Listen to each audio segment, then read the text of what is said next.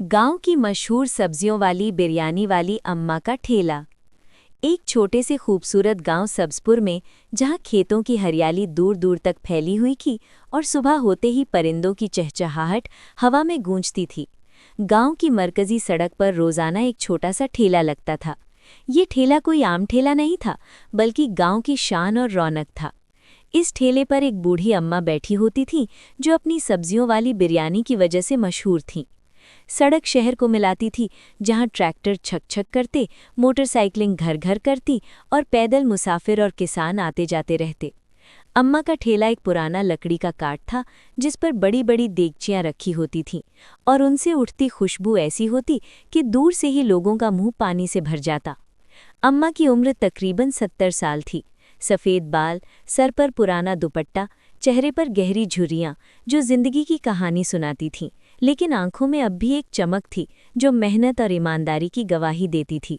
वो सुबह सवेरे, जब गांव में अभी अंधेरा होता, उठ जाती, अपने छोटे से मिट्टी के घर में चूल्हा जलाती, ताज़ा सब्जियां धोती, सुर्ख गाजरें, हरी मटर, ताज़ा फलियां, आलू, शिमला मिर्च और कभी कभी गोभी भी।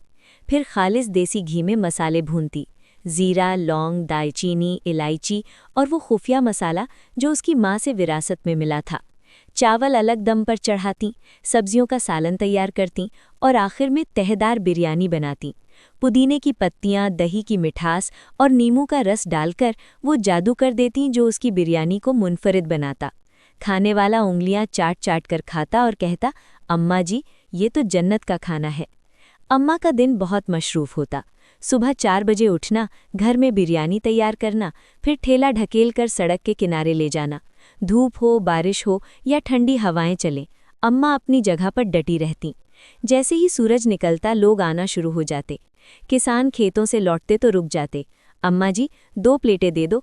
स्कूल के बच्चे छुट्टी के वक्त कतार लगा लेते, अम्मा आज थोड़ी ज़्यादा मिर्ची डालना। शहर से आने वाले मुसाफिर गाड़ी रोककर पूछते, ये वही मशहूर सब्जियों वाली बिरयानी है ना? अम्मा मुस्कुराकर सबको खिलाती। एक प्लेट सिर्फ 60 रुपए की, और इतनी भरपूर के पेट भर जाता। अगर कोई गरीब होता या पैसे ना होते तो मुफ्त खिला देती। बेटा अल्लाह देगा, खा लो, वो कहती। गांव वाले उसे माँ की तरह इज्जत देते। उसकी कमाई से गुजर बसर हो जाता। शौहर बरसों पहले गुजर गए थे, बेटे शहर में नौकरी करते थे और कभी कभी आते।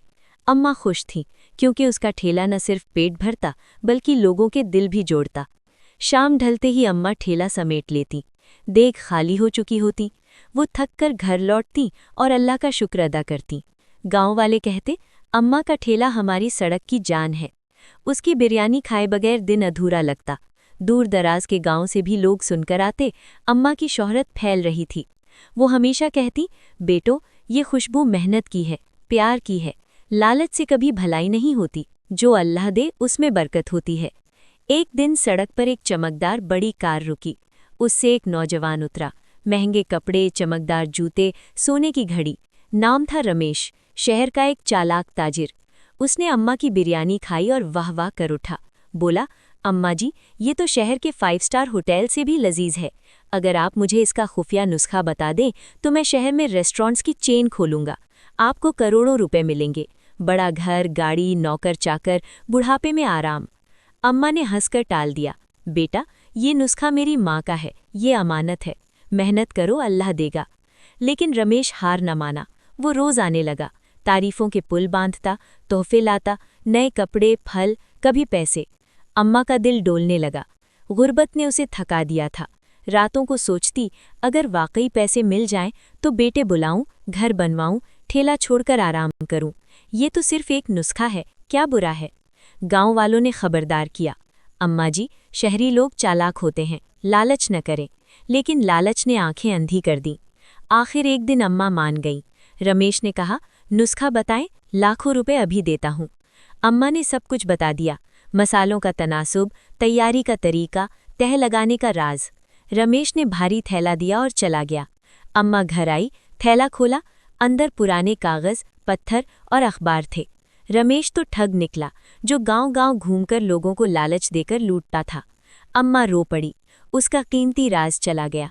अब बिरयानी पहले जैसी न बनती। लोग कहते, अम्मा जी, जायका कुछ कम है। ठेला खाली रहने लगा, कमाई बंद हो गई। गांव वाले अफसोस करते। अम्मा शर्मिंदा थीं। दिन गुजरे।